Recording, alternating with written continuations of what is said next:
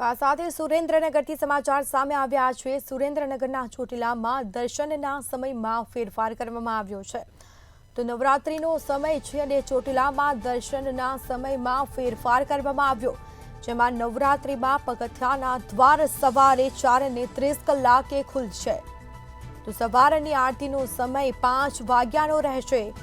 બીજી તરફ સાંજની આરતીનો સમય રાબેતા મુજબ જ રહેવાનો છે। તો આઠમના દિવસે ડુંગર પર હવન પણ રાખવામાં આવ્યું છે। તો મંદિરમાં હવનનું પણ આયોજન કરવામાં આવ્યું છે આઠમના દિવસે।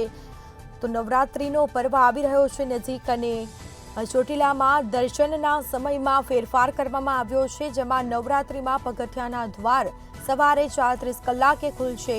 તો સવારની આરતીનો સમય છે તે 5 વાગ્યાનો રહેશે અને સાંજની આરતીનો સમય છે તે રાબેતા મુજબ રહેશે। તો વધુ વિગતો સાથે સંવાદદાતા સચિન પીઠવા ફોનલાઈન પર જોડાઈ ગયા છે। જી, સુરેન્દ્રનગરના ચોટીલામાં દર્શનના સમયમાં ફેરફાર કરવામાં આવ્યો છે, શું વિગતો?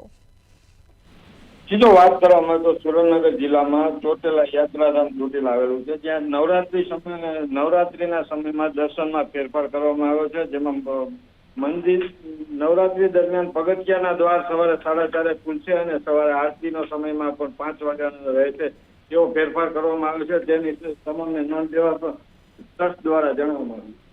જી બિલકુલથી તમામ જાણકારી આપવા બદલ આપનો આભાર। તો આઠમના દિવસે ડુંગર પર હવનનું પણ આયોજન કરવામાં આવ્યું છે, જે પણ ભક્તો છે તે હવનનો લાભ લઈ શકશે। સાંજની આરતીનો સમય છે તે રાબેતા મુજબ જ રહેવાનો છે। સવારની આરતીના સમયમાં ફેરફાર કરવામાં આવ્યો છે, 5 વાગ્યાનો સમય રહેશે સવારની આરતીનો અને નવરાત્રીમાં પગથિયાના દ્વાર છે તે સવારે 4:30 કલાકે ખુલશે।